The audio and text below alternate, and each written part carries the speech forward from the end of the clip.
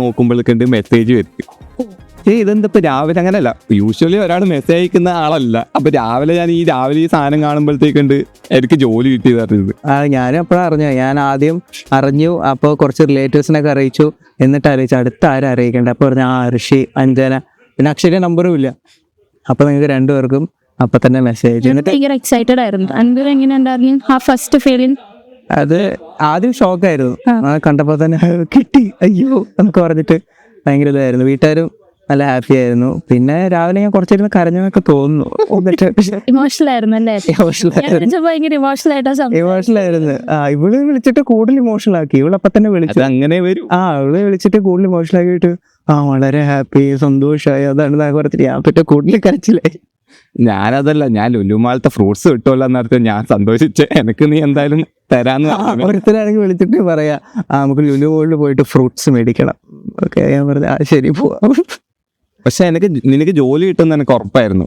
കാരണം എന്ന് വെച്ചാൽ അങ്ങനല്ല, എപ്പോഴും രാവിലെ അക്കാഡമിയിൽ രാവിലെ വൈകുന്നേരം ഇരിക്കുമ്പോഴത്തേക്കുണ്ട് തല ഇങ്ങനെ ഉണ്ടാവും, ഒരു സൈഡ് ഇയർഫോൺ ഉണ്ടാവും, എന്തെങ്കിലും കുത്തി വരക്കുന്നുണ്ടാവും.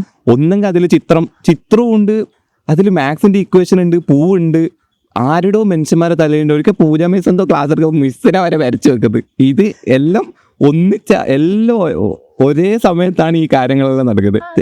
ഡൈനാമിക്സിൽ എങ്ങനെ 2-3 കാര്യങ്ങൾ ചെയ്യാൻ പറ്റുക? പാട്ടിക്കുന്നു, പടം വരയ്ക്കുന്നു, അതിന്റെ ഇടയ്ക്ക് മാത്സ് ചെയ്യുന്നു. അത് പടം വരയ്ക്കുന്നത് സ്ട്രെസ് റിലീസാ. പഠിച്ച് പ്രാന്താകുമ്പോൾ ഒരു ബ്രേക്കിന് വേണ്ടിയിട്ടാണ് പടം വരപ്പ്. പിന്നെ പാട്ട് വെച്ച് ചെയ്ത ആ ഒരു മൂഡിൽ ഞാനിങ്ങനെ ചെയ്ത് പോകും. ആ ഒരു ഫെറ്റീഗ് അറിയത്തില്ല. പക്ഷെ പാട്ട് കേൾക്കുമ്പോൾ നമ്മൾ വേറൊരു സോണിലാവില്ല. പക്ഷെ മാത്സ് ചെയ്യുമ്പോൾ കുറച്ചുകൂടി കോൺസെൻട്രേഷൻ വേണ്ടേ നമുക്ക്? എങ്ങനെ ചെയ്യാൻ പറ്റുക? എനിക്കൊന്നും ഒരിക്കലും പറ്റില്ല അങ്ങനെ ചെയ്യാൻ. പണ്ട് മുതലേ അങ്ങനെ പാട്ട് കേട്ട് പഠിച്ച് ശീലം ആയതുകൊണ്ട് അങ്ങനെ പോയതാ. സ്കൂളിലൊക്കെ പഠിക്കുമ്പോൾ അങ്ങനെയാണോ പഠിച്ചുകൊണ്ടിരുന്നത്? എനിക്ക് പണ്ട് മുതലേ റൂമിലൊക്കെ സ്പീക്കറൊക്കെ വെച്ച് പാട്ട് വെച്ച് ക്രിസ്മസ് ആ ഒരു വൈബിലാണ്. അപ്പൊ വ്യത്യസ്തമായ സ്ട്രാറ്റജിയിലൂടെ അനന്തു അത്രയ്ക്ക് വ്യത്യസ്തമൊന്നുമല്ല. ഇവന്റെ ബുദ്ധി എനിക്ക് മനസ്സിലായപ്പോ അറിയോ, ഞാൻ ഏതോ ഒരു പ്രോഫിറ്റ് ആൻഡ് ലോസിന്റെ ഒരു ഇക്വേഷൻ ഇടും. വലിയ ഇക്വേഷനാ. ഞാൻ വലിയ ആളാണ്. ഞാൻ എൻ്റെ വിചാരം ഇത് എന്തേലും മാത്രമേ ഉള്ളൂ. ഞാൻ അനന്തോ നിനക്ക് ഈ കണക്ക് ചെയ്യാനറിയോ? അത് ഇവനുണ്ട് ഇങ്ങനെ എന്തോ ചെയ്യുന്നത്. ഇതിന്റെ ഉത്തരം ഇതല്ലേ. ഈ സത്യം പറഞ്ഞ ഇക്വേഷൻ ഒന്നും ഇട്ടിട്ട് അവിടുന്ന് എന്തോ ആ നമ്പേഴ്സ് എടുത്തിട്ട് അപ്പുറം ചെയ്യുന്നത്. ഞാൻ ശരിക്കും ലിറ്ററലി എന്താ പറയാ, എങ്ങനെ ഇതൊക്കെ പറ്റും? അങ്ങനെയല്ല, ഞാൻ തലകുത്തി നിന്നിട്ട്. അതൊരു പ്രശ്നമാണ്. കാരണം ആരെങ്കിലും എൻ്റെ അടുത്ത് ഡൗട്ട് വെക്കുമ്പോൾ എനിക്ക് പറഞ്ഞു കൊടുക്കാൻ എൻ്റെതായ എന്തെങ്കിലും മെത്തേഡേ ഉള്ളൂ. അപ്പോൾ എന്തെങ്കിലും ചെറിയ കുരുട്ട് വഴി എന്തെങ്കിലും ആയിരിക്കും. അപ്പോൾ അത് പറഞ്ഞു കൊടുക്കുമ്പോൾ അവർക്ക് ഫുൾ കൺഫ്യൂഷനാവും. വേറെ വഴി ഉണ്ടാവും, എൻ്റെ വഴി ഉണ്ടാവും. അപ്പോൾ അങ്ങനെയാണ്. അപ്പോൾ എല്ലാം ഞാൻ ഇങ്ങനെ ഒരു എൻ്റെതായ രീതി കണ്ടുപിടിച്ചിട്ട് ആ രീതിയിൽ അങ്ങ് സ്പീഡാക്കുക ചെയ്യുക എന്നുള്ള ഇതിലായിരുന്നു. ഓക്കെ, അപ്പോൾ അനന്ത് പറയുന്നത് എല്ലാവർക്കും അവരവരുടേതായിട്ടുള്ള ഒരു രീതി ഉണ്ടെന്ന്. അത് കണ്ടുപിടിച്ചത് നമ്മൾ കൂടുതൽ കംഫർട്ടബിൾ ആയിരിക്കും. ഇപ്പോൾ ചില ആൾക്കാർക്ക് കാൽക്കുലേഷൻ പാടാവുമ്പോൾ കൂടുതൽ കാൽക്കുലേഷൻ ഇല്ലാത്ത രീതിയിൽ എല്ലാം ചെയ്യാൻ പറ്റും. എനിക്ക് കാൽക്കുലേഷൻ എളുപ്പമായിട്ട് എനിക്കത് വന്നാലും കുഴപ്പമില്ല. അപ്പോൾ ആ രീതിയിൽ ഞാൻ പോയി അങ്ങനെ. കാൽക്കുലേഷൻ സ്പീഡ് ഉള്ളതുകൊണ്ട് കുറച്ച് ലെങ്തി ആണെങ്കിലും പെട്ടെന്ന് ചെയ്യാം. ഒക്കെ അപ്രോക്സിമേറ്റ് ചെയ്ത് എടുക്കാനായാലും. അതെന്തോ CHSL മെയിൻസ് എഴുതിയല്ലേ? CHSL മെയിൻസ് എഴുതിയതാണ്. എന്തായിരുന്നു അത്? നല്ലതായിരുന്നു. പക്ഷെ എനിക്ക് ടൈപ്പിങ്ങിന് പാടായിരുന്നു. കാരണം അന്ന് എനിക്ക് ടൈപ്പിംഗ് സ്പീഡ് ഇല്ലായിരുന്നു. അപ്പോൾ ടൈപ്പിംഗ് ഞാൻ അതിന് മുമ്പ് കുറച്ച് മാത്രം പ്രാക്ടീസ് ചെയ്തിട്ട് പോയതാണ്. എന്നിട്ട് അവിടെ എത്തിയപ്പോൾ ഭയങ്കര പാടായിരുന്നു. എനിക്ക് പാസേജ് തീർക്കാൻ പോലും പറ്റിയില്ല. അപ്പോൾ അതുകൊണ്ടാണ് എനിക്ക് 26% എന്തോ എറർ ഉണ്ടായിരുന്നു. ഇപ്പോൾ മാർക്ക് വന്നപ്പോൾ ഉണ്ടായിരുന്നു. അതുകൊണ്ടാണ് തോന്നുന്നു. അല്ല, പൊതുവെ CGLന്റെ ടൈപ്പിങ്ങും CHSL ടൈപ്പിങ്ങും രണ്ടും വ്യത്യാസമല്ലേ? വ്യത്യാസമാണ്. CHSL 10 മിനിറ്റേ ഉള്ളൂ. CGL നമുക്ക് 15 മിനിറ്റ് ഉണ്ട്. പിന്നെ പാസേജ് ഏകദേശം ഒരു സെയിം ലെവലിലായിരിക്കും വരിക. പക്ഷേ ഒരു 35-32 വേർഡ്സ് പെർ മിനിറ്റ് സ്പീഡ് ഉണ്ടെങ്കിൽ നമുക്ക് സുഖമായിട്ട് രണ്ടും ചെയ്യാം. അപ്പം ഞാൻ ചെയ്യട്ടെ, ഇപ്പോൾ ഒരു പ്രിലിംസ് കിട്ടി, മെയിൻസിന് അത്രയും പ്രതീക്ഷയോടെ അല്ലേ നമ്മൾ പോകുന്നത്? അത്രയും പഠിച്ച് കുറേ കാര്യങ്ങളായിട്ട് മെയിൻസ് എഴുതാൻ പോകുമ്പോൾ ടൈപ്പിങ്ങിൽ കുറച്ച് എറർ വന്നിട്ട് പോയി എന്നൊക്കെ പറഞ്ഞു. അപ്പോൾ ആ ഒരു സിറ്റുവേഷനൊക്കെ എങ്ങനെയാണ് ഹാൻഡിൽ ചെയ്തത്? അത് ഭയങ്കര ടെൻഷൻ അടിക്കാതിരിക്കാൻ ഞാൻ ചെയ്തെന്ന് പറഞ്ഞാൽ എക്സ്പെക്റ്റേഷൻസ് 0 ഒക്കെ ആയിട്ട് പോവുക. അപ്പോൾ ഏത് എക്സാം എഴുതാൻ പോയാലും മറ്റേ കിട്ടി പോയാൽ പോയി എന്നുള്ളൊരു ആംഗിളിൽ പോവുക. അപ്പോൾ നമ്മൾ പാട്ടൊക്കെ കേട്ടിട്ട് ചില്ലായിട്ട് പോവുക. വെറുതെ നമ്മൾ ഒരു മോക്ക് എഴുതുന്ന ഒരു ലാഘവത്തിൽ പോയി എഴുതിയിട്ട് തിരിച്ചു വരിക. എന്നിട്ട് പിന്നെ അതിനെപ്പറ്റി ആലോചിക്കരുത്. അതങ്ങ് കളഞ്ഞു. അത് കഴിഞ്ഞിട്ട് പിന്നെ റിസൾട്ട് എല്ലാം വരുമ്പോൾ നോക്കുക. നമ്മൾ ഇതിന് പോയെന്ന് മനസ്സിലാകുമ്പോൾ ഒബ്വിയസ്ലി വിഷമം ഉണ്ടാവും.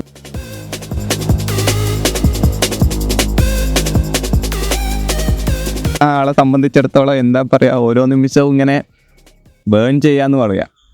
ഒരു സമാധാനമില്ല, അങ്ങ് തലയെത്തുന്നില്ല, വാലും എത്തുന്നില്ല, തെക്കും പടക്കും നോക്കി നടക്കുക, എങ്ങോട്ട് പോകണമെന്ന് അറിയുന്നില്ല. ഈ ജോലി കിട്ടിയപ്പാടില്ല ആ ഒരു സമാധാനം.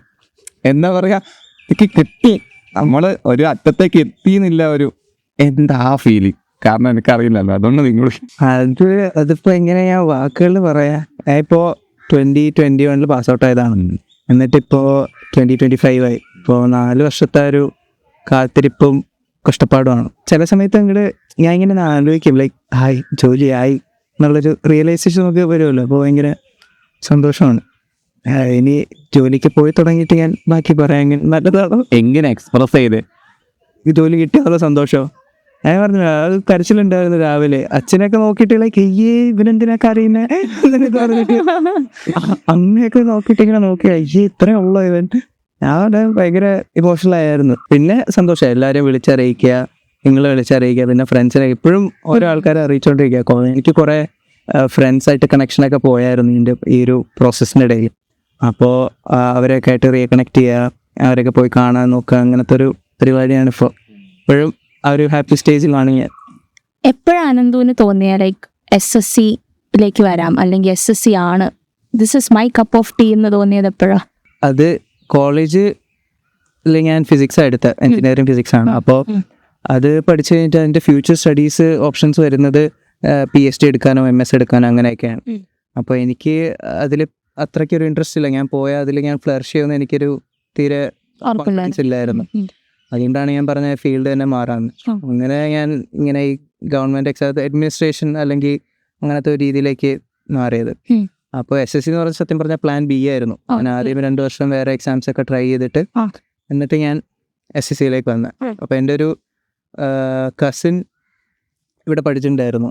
ആൾക്ക് MTC കിട്ടി പോയി. അപ്പോൾ ആൾ പറഞ്ഞു ഡോട്ട്സ് അടിപൊളിയാണ്, ഫാക്കൽറ്റി ഒക്കെ നല്ല ഇതാണ്, രസമാണ്, ഇവിടെ വന്നുകൊണ്ടാണ് ഞാൻ GK ഒക്കെ എത്ര പഠിച്ചത് എന്നൊക്കെ പറഞ്ഞ് ഇത് ചെയ്തു. അപ്പോൾ എനിക്ക് അറിഞ്ഞൂടായിരുന്നു ഇതേ ഫാക്കൽറ്റിയാണ് കൊല്ലത്തുള്ളത്. അതുകൊണ്ട് ഞാൻ കൊല്ലത്തായിട്ട് ഞാൻ ട്രിവാൻഡ്രത്ത് വന്ന് ജോയിൻ ചെയ്തു. ആൻഡ് അത് വെർത്തിട്ടായിരുന്നു. ഞാൻ ഇവിടെ ഒരു പേഴ്സണൽ അറ്റൻഷനും കാര്യങ്ങളൊക്കെ കിട്ടുമല്ലോ, അപ്പം അത് എനിക്ക് നല്ല ഹെൽപ്ഫുൾ ആയിരുന്നു. അതുകൊണ്ട് GK ഒക്കെ വന്നപ്പോൾ GK ഒരു ഒന്നും അപ്പോൾ എന്നിട്ട് വന്ന് പഠിച്ച് സെറ്റായി. ഞാൻ അവിടെ ഇരുന്ന് ചിത്രം വരയ്ക്കുന്നതിന് ചീത്ത വിളിക്കാറാണ് മതി. ഒക്കെ വന്നിട്ട് ഞാൻ ഇടയ്ക്ക് പോയി ചോദിക്കാറുണ്ട്, ഇടയ്ക്ക് എന്റെ ചിത്രം കൂടി ഒന്ന് വരയ്ക്കുന്നുള്ളത്. പൂവും കായും കുറേ ഞാൻ വരച്ചു, പക്ഷേ പൂജ മിശ്രം പോലെ ആയില്ല. അതുകൊണ്ട് ഞാൻ കണ്ടില്ല. Very difficult. ഞാൻ ഒരു ദിവസം വരയ്ക്കും. സ്കിൽസ് ഒക്കെ ഒന്ന് ഷാർപ്പൺ ചെയ്തിട്ട് ഒന്നും കൂടെ ഞാൻ വരയ്ക്കുന്നുണ്ട്. ഋഷിനെ ഞാൻ വരച്ചായിരുന്നു വീട്ടിൽ വെച്ചുണ്ടോ. എൻ്റെ ദേവി. അല്ല, നമ്മൾ ഇതിനൊരു ഡിസ്ക്ലെയിമർ കൊടുക്കണം. എല്ലാവരും ഇത് പരീക്ഷിക്കാൻ പാടില്ല. പിന്നെ എല്ലാവർക്കും ഇങ്ങനെ പഠിക്കാൻ പറ്റില്ല. അതല്ല, അതാ ഞാൻ ചോദിച്ചത്. ഞാൻ അറിഞ്ഞിടത്തോളം ഇവൻ ഭയങ്കര ഒരു ആങ്സൈറ്റി റഷിലുള്ള ആളാണ്. കാരണം എന്താ വെച്ചാൽ ടൈപ്പിംഗ് ക്ലാസ്സിന് ഇവൻ പോകുന്നിട്ട് ഇവൻ്റെ പയ്യ ഞാനും പോയി. ഞങ്ങൾ ഒന്നിച്ച ടൈപ്പിംഗ് ക്ലാസ്സിന് പോയത്. അപ്പോൾ ഞാൻ 2 കീ അടിക്കുമ്പോൾ ഇവന് 10-20 കീ അടിച്ചു തരും. അടിക്കുന്ന ശരിയാ, ഞാനിത് എന്ത് സംഭവം ഇതായത്, കാരണം എനക്കൊന്നും പറ്റുന്നില്ല. അല്ല, അവിടുത്തെ മറ്റേ ടീച്ചർ പറയായിരുന്നു പയ്യെ ചെയ്താൽ മതി. പക്ഷേ ഇടയ്ക്കൊക്കെ മറ്റേ വിരലൊക്കെ എൻ്റെ ഇടയിൽ പോയി കുടുങ്ങി ഭയങ്കര വേദന കിടന്നു. പക്ഷെ എനിക്കങ്ങ് പെട്ടെന്ന് സ്പീഡ് ആവണം. അതിന് വേണ്ടിയിട്ട് പെട്ടെന്ന് ചെയ്ത് എങ്ങനെയും ഇടയ്ക്കിടയ്ക്ക് ടീച്ചർ ഒന്ന് പറയും പയ്യെ. അപ്പൊ എക്സാം എഴുതുമ്പോൾ ഈ ആൻസൈറ്റി ലെവൽ കൂടുതലാണ്? ആങ്സൈറ്റി നേരത്തെ നല്ലോണം ഉണ്ടായിരുന്നു. മറ്റേ ഞാൻ പറഞ്ഞില്ലേ SSC വരുന്നതിന് മുമ്പ് പഠിച്ച് ലൈക്ക് അത് കുറച്ച് നാളെ ഞാൻ PG എടുത്ത് ട്രിവാൻഡ്രത്ത് നിന്ന് പഠിച്ചോളൂ. അത് കഴിഞ്ഞിട്ട് വീട്ടിലായിരുന്നു. അപ്പോൾ ഒരുമാതിരി ലോൺലി ജേർണിയാണല്ലോ ഇത്. അങ്ങനെ പഠിച്ച് എനിക്ക് ഏകദേശം ഭ്രാന്താവുന്നൊരു സ്ഥിതി എത്തി. വീട്ടുകാരായിട്ട് റിലേഷൻസും എല്ലാം ഫ്രണ്ട്സുമായിട്ടുള്ള ഇതായിരുന്നു, പോക്കായിരുന്നു. അങ്ങനെയെല്ലാം മോശമായപ്പോൾ ആണ് ഞാൻ ഇങ്ങനെ ഒരു തീരുമാനം എടുത്തത്. എൻ്റെ മെൻ്റൽ ഹെൽത്തിനും ബാക്കിയുള്ളവരുടെ സമാധാനത്തിനും ആണ് ഞാൻ ഇങ്ങനെ ഒരു ചേഞ്ച് എടുത്തത്. പക്ഷെ അതെന്തായാലും നന്നായി. എനിക്ക് കുറച്ചും കൂടെ ഒരു കംഫർട്ട് കിട്ടുന്ന ഒരു ഫീൽഡായിരുന്നു SSCയിൽ പഠിത്തം. അങ്ങനെ പഠിച്ച് പിന്നെ ഹാൻഡിൽ ചെയ്തു. ഇങ്ങനെ മറ്റേ മെഡിറ്റേഷനും പാട്ടാണ് മെയിൻ ഇതൊക്കെ ഹാൻഡിൽ ചെയ്യാൻ. അപ്പോൾ അങ്ങനെയൊക്കെ ചെയ്ത് മാനേജബിളാണ്. പക്ഷേ എക്സാം എന്തായാലും ഇപ്പോൾ വലിയ എക്സാം CGL Tier 1 Tier 2 എന്തെങ്കിലും അടുത്ത് വരുമ്പോൾ എനിക്ക് പിന്നെ ഇങ്ങനെ കൂടും. അപ്പോൾ ഉറക്കം പോവും. ഇങ്ങനെ പാനിക് അറ്റാക്സ് പോലെ വരും, മോക്ക് എഴുതുന്നതിൻ്റെ ഇടയ്ക്കൊക്കെ ഹാർട്ട് അറ്റാക്ക് പോലെ ഒക്കെ വരും. അതെ അതെ. അപ്പൊ ഞാൻ വിചാരിച്ചു കാഞ്ഞു തീർന്നു, ഇന്നാണ് അവസാനത്തെ ദിവസം. ചിലത് ഞാൻ കണ്ടിട്ടുണ്ട്. അപ്പോൾ അങ്ങനെയൊക്കെ വരുമ്പോൾ രണ്ടും കൽപ്പിച്ചെങ്കിൽ പഠിക്കുക, പിന്നെ കുഴപ്പമില്ല, മാനേജബിൾ ആണ്. അല്ല നമുക്ക് പിന്നെ ഫ്രണ്ട്സൊക്കെ ഉണ്ട്. എനിക്ക് കൂടുതൽ ഇങ്ങനെ ടെൻഷൻ അടിക്കുമ്പോൾ എൻ്റെ കുറച്ച് ഫ്രണ്ട്സ് ഇവിടെ കഴക്കൂട്ടം ടെക്നോ പാർക്കിലൊക്കെ ഉണ്ട്. അപ്പോൾ ഇങ്ങനെ ഇടയ്ക്ക് അവരെ പോയി കാണും. പിന്നെ ക്ലാസ്സിനിടയിലാണെങ്കിൽ ഋഷി ഒന്ന് എന്തെങ്കിലുമൊക്കെ പറഞ്ഞ് നീ വന്ന് എന്തെങ്കിലും സങ്കടങ്ങളൊക്കെ പറയും. അപ്പം സങ്കടം ഞാൻ സങ്കടം പറയുമ്പോൾ എനിക്ക് ചിരി വരും. ഇവന്റെ തമാശയൊക്കെ ചിരി വരും. നിന്റെ ഇങ്ങനെ അയ്യോ എന്നൊക്കെ പറയുമ്പോൾ എനിക്ക് ഞാൻ മാത്രമല്ലല്ലോ പറഞ്ഞിട്ടൊരു സമാധാന സന്തോഷമൊക്കെ വരും. അങ്ങനെയൊക്കെ തട്ടിപൊട്ടി പോയതാ. അപ്പൊ പ്രിപ്പയർ ചെയ്യുമ്പോൾ ആലോചിച്ചിരുന്നു എപ്പോഴും JSO ആവും ഇത്രയും നല്ലൊരു പോസ്റ്റ് ക്രീമി ലെയറിൽ? ഞാൻ ഒരിക്കലും വിചാരിച്ചൊന്നുമില്ല.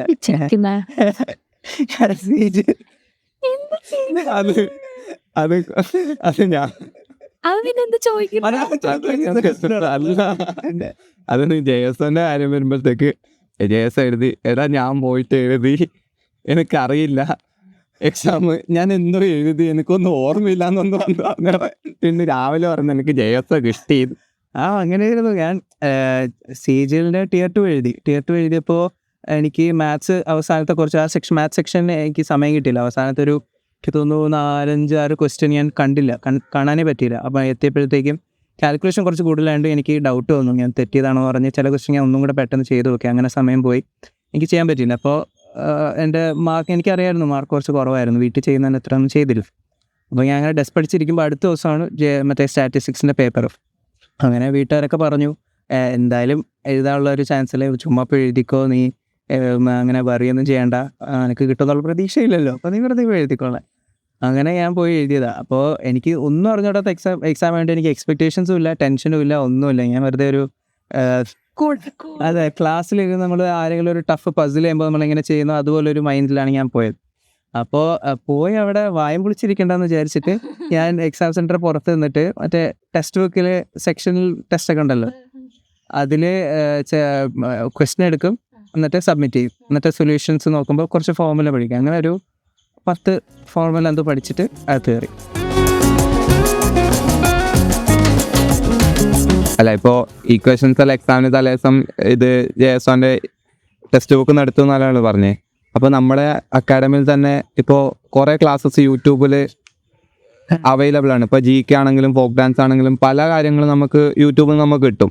അപ്പോൾ ക്ലാസ്സിൽ പഠിപ്പിക്കുന്നത് രണ്ടാണല്ലോ. എങ്ങനെയാണ് ശരിക്കും ഏതാ ബെറ്റർ ആയിട്ട് എപ്പോഴും തോന്നിയിട്ടുണ്ടായത്? ക്ലാസ് റൂം റീഡിംഗ് ആണോ?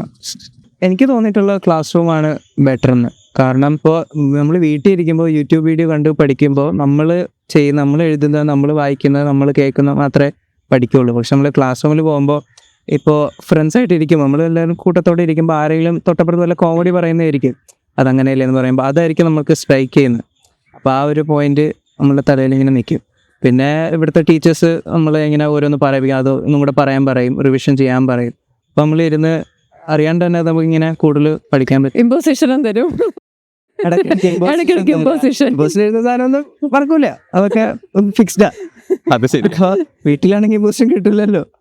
അപ്പോൾ അതുകൊണ്ട് ക്ലാസ് പിന്നെ കുറച്ചും കൂടി ഒരു ലൈവ്ലി എനർജി ആണല്ലോ, നമുക്ക് നമ്മുടെ അതേ തോണിയിലുള്ള കുറേ ആൾക്കാരെ കാണാം.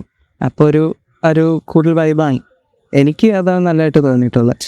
അനന്തുവിന്റെ ഒരു സ്പെഷ്യാലിറ്റി എന്ന് പറയുന്നത് അനന്ത് വളരെ കോംപ്ലിക്കേറ്റഡ് ആയിട്ടുള്ള ഡൗട്ട്സ് ആണ് ചോദിക്കുന്നത്. ഇംഗ്ലീഷിൽ നല്ല മാർക്സ് ഇല്ല അല്ലേ?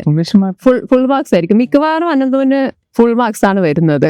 അതിന് കാരണം ഇതാണ്, അനന്ത് ചോദിക്കുന്ന ഡൗട്ട് നമ്മൾ സാധാരണ കാണുന്ന ഡൗട്ടല്ല, വേറൊരു ലെവൽ ഡൗട്ടാണ്. ഞാൻ തന്നെ ഒന്ന് ആലോചിക്കും, എന്നതിന് ശേഷം ചിലത് എനിക്ക് അപ്പോൾ കിട്ടുകയും ചെയ്യില്ല, ഞാൻ ഒന്നും കൂടി ഒന്ന് പോയി നോക്കും. അത് ശരിക്കും നമ്മളെ അപ്ഡേറ്റ് ചെയ്യാൻ ഒരുപാട് ഹെൽപ്പ് ചെയ്യും. അപ്പം നിങ്ങളും അങ്ങനെ തന്നെ കോംപ്ലിക്കേറ്റഡ് ഡൗട്ട്സ് ചോദിക്കുവാണെങ്കിൽ നമ്മൾ വളരെ അപ്ഡേറ്റഡ് ആയിട്ട് നിൽക്കും. ഓർക്കുന്നുണ്ടോ അനന്ത് ഡൗട്ട്?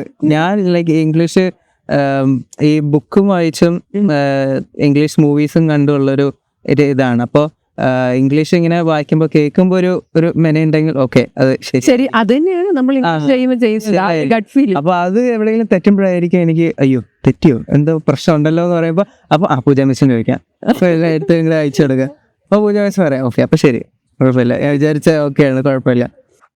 എന്തായാലും ഇത്രത്തോളായില്ലേ, എന്നിപ്പോൾ ജോലി കിട്ടി. എന്താണ് ഇപ്പോൾ ഞങ്ങൾ അടുത്ത പ്രാവശ്യം എന്തായാലും മെയിൻസ് പ്രിലിംസ് എല്ലാം എഴുതാൻ പോകുന്ന ആൾക്കാർ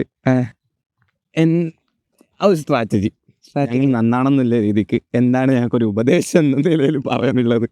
ഓരോരുത്തരും ഓരോ നമ്മളേത് തന്നെ പ്ലാൻ കണ്ടുപിടിക്കണം. ഇപ്പോൾ നിന്റെ വീക്ക്നെസ് എന്താണെന്ന് നീ മനസ്സിലാക്കിയിട്ട് അതിന് കൂടുതൽ ടൈം ഇൻവെസ്റ്റ് ചെയ്തിട്ട് ഒരു എന്താ പറയുക ഒരു ടൈലേർഡ് പ്ലാൻ സെറ്റ് ആക്കണം. അല്ലെങ്കിൽ നമ്മളിങ്ങനെ ജനറിക് ആയിട്ട് എല്ലാവരും പഠിക്കുന്ന പോലെ പഠിച്ചാൽ നമ്മൾ ഉദ്ദേശിക്കുന്ന സ്ഥലത്ത് എത്തൂല. ചിലപ്പോൾ എത്തിപ്പെടും, പക്ഷെ നമ്മൾ ഉദ്ദേശിക്കുന്ന സാധനം എത്തണമെങ്കിൽ നമ്മുടെ വീക്ക്നെസ് എന്താണെന്ന് മനസ്സിലാക്കിയിട്ട് അതിനനുസരിച്ച് ടൈം കൊടുത്തിട്ട് ബാക്കിനൊക്കെ ടൈം കുറച്ചിട്ട് ബാക്കിയെല്ലാം ഇങ്ങനെ ഒന്ന് പോളിഷ് ചെയ്തെടുത്തിട്ട് ഒരു നല്ല ഗ്രൂപ്പൊക്കെ കിട്ടിയാൽ, ഇപ്പോൾ നീയും ഇവളും നല്ലൊരു ഗ്രൂപ്പൊക്കെ കിട്ടിയിട്ട് പോസിബിളാണ്, സിമ്പിളാണ്. അപ്പം സ്ട്രോങ് ഏരിയ സ്ട്രോങ്ങസ്റ്റ് ആക്കണം, വീക്ക് ഏരിയ സ്ട്രോങ് ആക്കണം. അതാണ് സ്ട്രാറ്റജി. വീക്ക് ഏരിയ നമ്മൾ കൂടുതൽ ബെറ്റർ ആക്കണം, അതായിരിക്കണം കൂടുതൽ ഫോക്കസ്. കാരണം സ്ട്രോങ് ഏരിയ കൂടുതൽ സ്ട്രോങ്ങർ ആക്കുന്നത് നമ്മൾ കുറേ വർക്ക് ഇടേണ്ടി വരും. അപ്പോൾ അതിന് നമ്മൾക്ക് ചിലപ്പോൾ വിചാരിക്കുന്ന അത്ര ഒരു ഇമ്പ്രൂവ്മെൻറ്റ് വരണമെന്നില്ല. പക്ഷേ നമുക്ക് വീക്ക് ഏരിയയിൽ ഒരു സ്റ്റാൻഡേർഡ് വർക്ക് ഇട്ടാൽ അത് ഒരു മീഡിയം റേഞ്ച് ആവും. അപ്പോൾ നമുക്ക് അത് തന്നെ ഒരു നല്ല ലെവലിംഗ് ഫാക്ടറാണ് കോമ്പറ്റീഷനിൽ. മാർക്ക് കുറച്ച് ബൂസ്റ്റ് ചെയ്യാൻ പറ്റും. അപ്പോൾ വീക്ക് ഏരിയ സാധനം ഒരു എല്ലാത്തൊരു ലെവലാക്കിയിട്ട് പിന്നെ നമ്മൾ കുറച്ചും കൂടെ എല്ലാം കുറച്ചും കൂടെ സ്ട്രോങ് ആയുള്ള പിന്നെ ടോപ്പ് ടിയർ